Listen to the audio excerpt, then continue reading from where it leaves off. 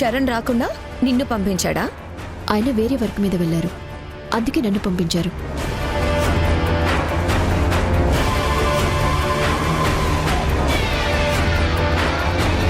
ఇదిగో, దీంట్లో ప్రాజెక్టుకి సంబంధించిన ప్లానింగ్ అంతా ఉందంట. నిన్ను మొత్తం అంతా స్టడీ చేయమన్నారు. అదంతా స్టడీ చేయటానికి 4 రోజులు పడుతుందంట. ఆ 4 రోజుల తర్వాతే నిన్ను కలుస్తానని చెప్పమన్నారు. 4 రోజులా? అవును. ఈ 4 రోజుల పాటు నువ్వు మా ఇంటికి రావాల్సిన అవసరం లేదు. నీ పనిలోనే ఉండమన్నారు.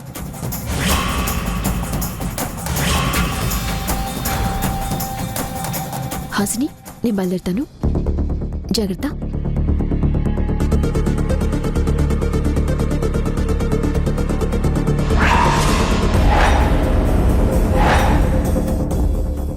వారాహి, జ్యూస్ మొత్తం తాగకుండా తప్పించుకున్నావు.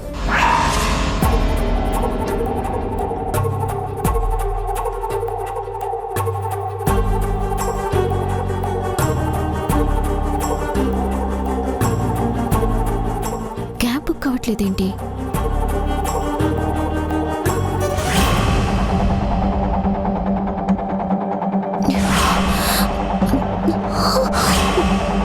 అయ్యో, కృష్ణమ్మ కూతురు వారాహిరా? అవునా? పట్టుకో.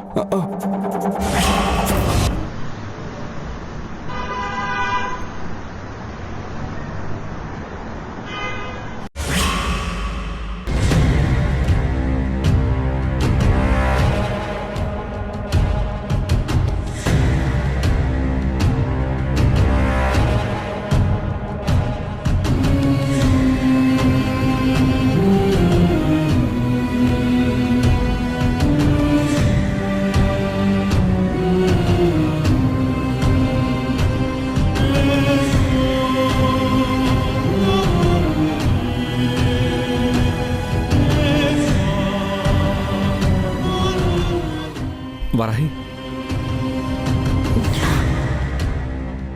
వారాహి, నా మాట వినిపిస్తుందా? ఏవండి, ఎందుకు ఏడుస్తున్నారు? అసలు ఏమైంది వారాహి? అసలు నువ్వెందుకు అలా పడిపోయావు?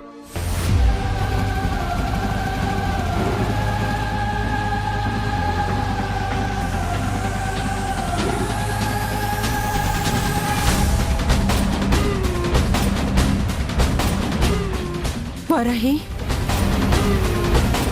అమ్మా వారాహి, ఏమైందమ్మా? రోడ్డు మీద పడిపోయావని అల్లుడు గారు చెప్పారు. ఏమో తెలీదమ్మా. అరుంధతి గారింటికి వెళ్ళొస్తుంటే సడన్ గా ఎందుకో మైకం కమ్మినట్టయింది.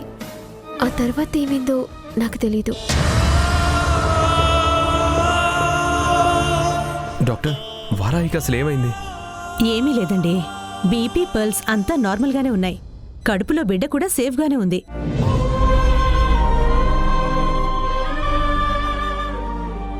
జనరల్గా ప్రెగ్నెన్సీలో వచ్చే వీక్నెస్ వల్ల ఇలా జరిగే ఛాన్స్ ఉంటుంది. ఎందుకైనా మంచిది, రేపొకసారి హాస్పిటల్కి తీసుకురా చరణ్. ఒకసారి అన్ని టెస్టులు చేద్దాం. Okay doctor. ఓకేనండి, నేను వెళ్తాను. కొంచెం కేర్ఫుల్గా చూసుకోండి.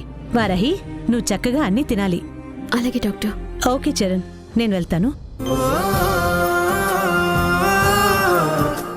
Varahi, I'm very sorry Varahi. I'm very very sorry. నేను నిన్ను అరుంధతి గారింటికి పంపించాను. నా వల్ల నీకు ఇలా జరిగింది. I'm sorry. అసలు ఇలా జరుగుతుందని నేను అస్సలు ఆలోచించలేదు. అయ్యో ఊరుకోండి, ఇప్పుడు నాకేం కాలేదు కదా. డాక్టర్ గారు కూడా చెప్పేసి వెళ్ళారు. ఇంకెందుకు బాధపడుతున్నారు? నీకేమీ కాలేదనే మాట నేను వినేంత వరకు నా ప్రాణంలో లేదు వారాహి. నీకేదైనా అయితే నేను ప్రాణాలతో ఉండను వారాహి.